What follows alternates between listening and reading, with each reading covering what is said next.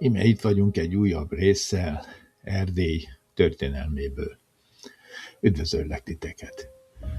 Ma az erdélyi iskolarendszerről és a tudományosság fejlődéséről beszélünk. Kezdjük is az iskolarendszerrel. A dualizmus kezdetén többségben voltak a felekezeti iskolák, az állami iskolahálózat szerepe még csekély volt ekkor. A politikai és gazdasági fejlődés megkövetelte az oktatási rendszer korszerűsítését, amikhez az alapokat az 1868-as népiskolai törvény rakta le. A törvény előírta az általános iskolai tankötelezettséget, mert a modernizáló államban írástudó polgárokra volt nagy szükség.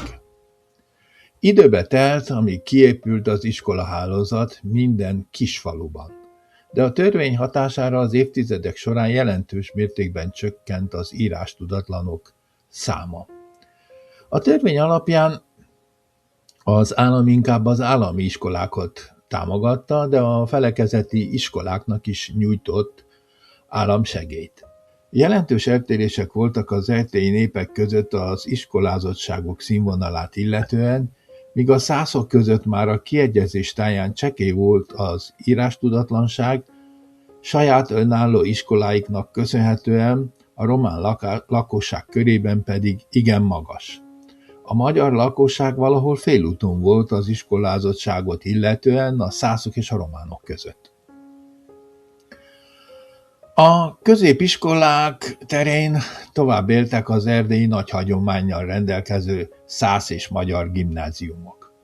A régebbi magyar középiskolák főleg Kolozsvár, Marosvásárhely, Székelyudvarhely, Nagyenyed, Zila, Sepsiszentgyörgy, Szászváros, Kézdivásárhely és Szatmárnémeti városokban működtek, s újabbak Nagyváradon, Csíkszeredában, Temesváron és máshol is.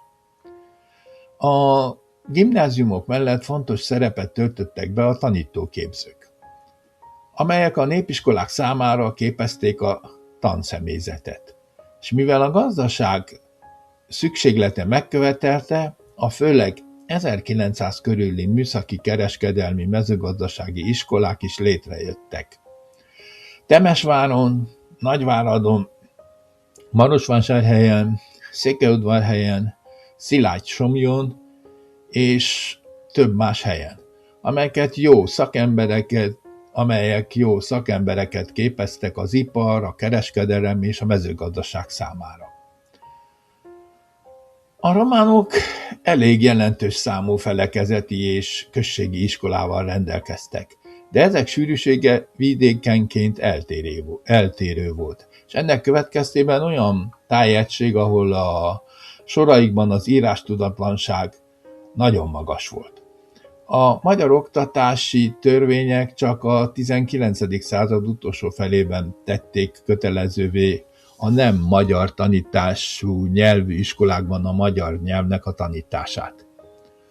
A középiskolák terén a románoknak nem volt túl sok gimnáziumok és tanítóképzőjük. Ezek is, amelyek voltak, többségük felekezeti volt.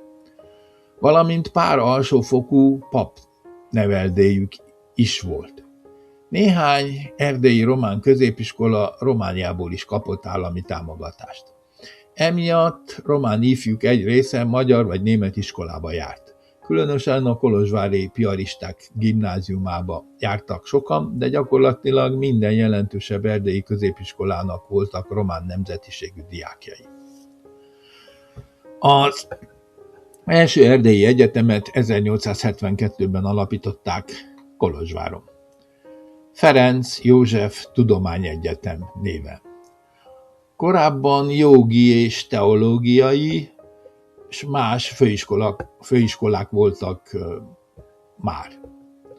Az erdélyi románok is szerettek volna egy saját egyetemet létrehozni, de ez nem sikerült, ezért a román fiatalok vagy a kolozsvári, esetleg a pesti vagy a bécsi egyetemekre jártak.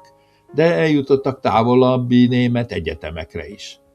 A 100 fiatalok is inkább a bécsi vagy a német egyetemeken tanultak tovább.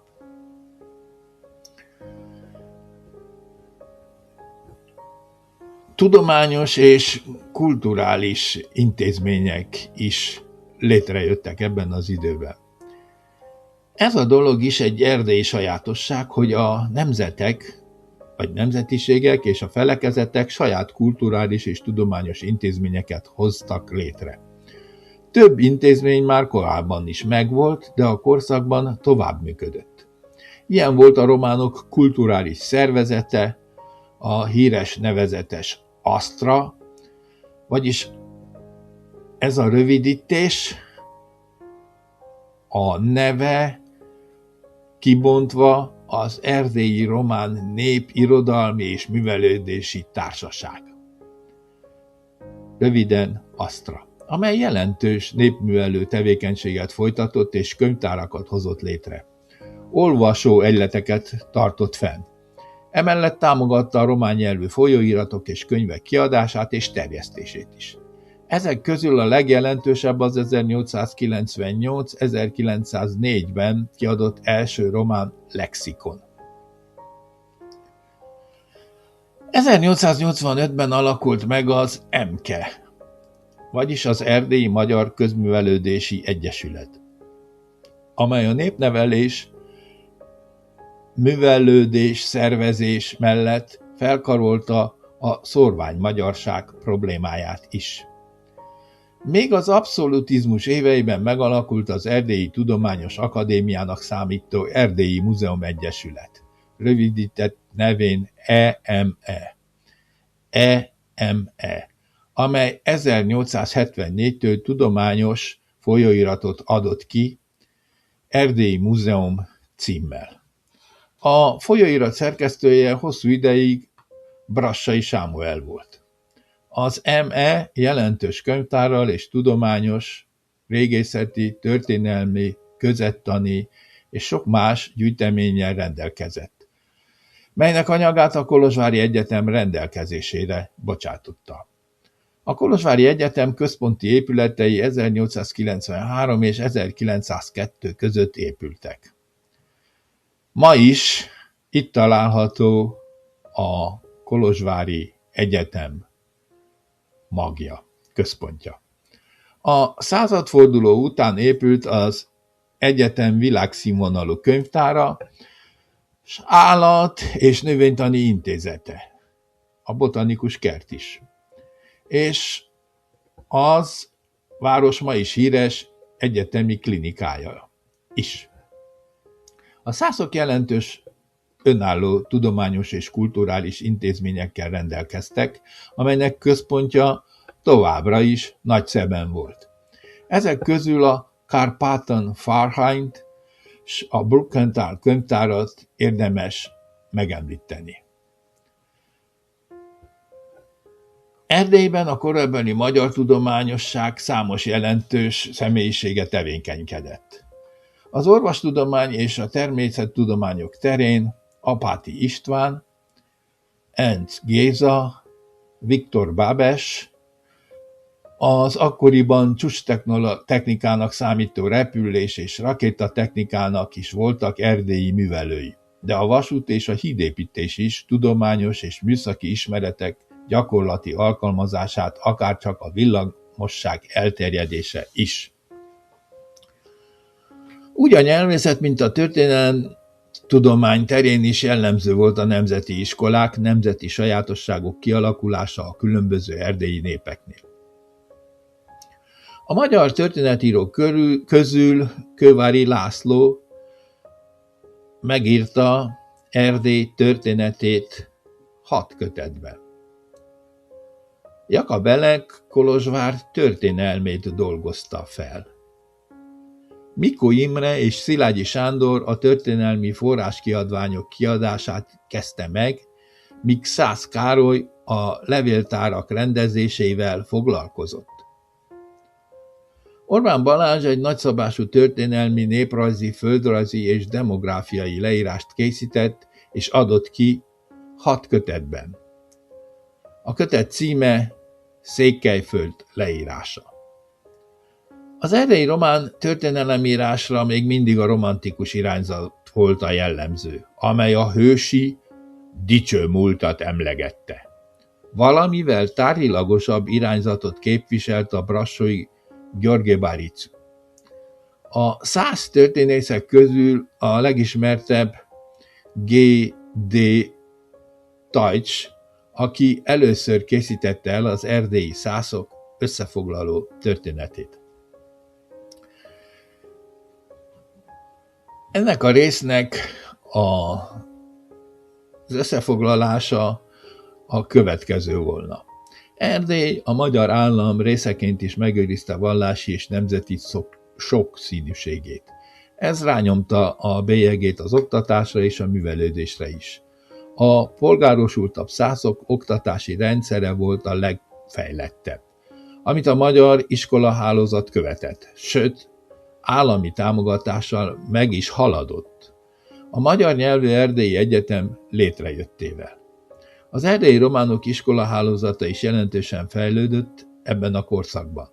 A tudományosság terén is létrejöttek a korszerű intézmények, számos tehetséges erdélyi tudós hozott létre maradandó életművet. Most egy rövid idézetet szeretnék közzé tenni. Orbán Balázs a Székelyföld leírása előszavából 1868-ban keletkezett ez az írás. Idézet. Ismerni és ismertetni kell tehát elhanyagolt szép hazánk viszonyait, és mindenkinek tehetsége szerint oda kell hatni, hogy Magyarország ne legyen tovább is terra incognita, ami latinul ismeretlen földet jelent. Itt egy zárójelbe megjegyezném, hogy a szerény munkám része ez, hogy ismerni és ismertetni Erdély és Magyarország történetét. Ez az én személyes célom. Zárójel bezárva. Tovább folytatva az Orbán Balázs Székelyföld leírása előszavából való idézetet, folytatnám azzal az idézet folytatásával, hogy hazánknak kétségtelenül legérdekébresztőbb része a Királyhágón inneni keleti terület, amelynek ma már az unió szerencsés végrehajtása után csupán földrajzi fogalom szerint adjuk az Erdély nevet. Ezen a roppant havasok által körülkerített sok helyt őserdőktől borított országrész még vasúttal az eszme és forgalomterjesztés ezen életterével nem bírván, lelkiismeretesebb és legerzáltabb, s talán könnyebb az óceánon túli Amerikába, mint ez irányban a hon véghatárain fekvő Székelyföldre eljutni. És éppen ezen a véghatárainkon fekvő legérdekesebb terület a Székelyföld az, amely legkevésbé van ismerve, melyről önmagunk is legkevesebbet tudunk. Égető szükségé vált annak felkutatása és ismertetése. Tehát ez a szöveg szerepel a Székelyföld leírása című munka előszavában. Orbán Balást idéztem. Köszönöm a mostani figyelmeteket is. Újabb rész következik, lassan-lassan közeledem az Erdély története című munkám végéhez még egy pár rész, és elérünk a végéhez is. A következő rész az erdélyi művészet, irodalom és a sajtó szerepét fogja boncolgatni. Köszönöm a figyelmeteket, a viszontlátásra, viszonthallásra.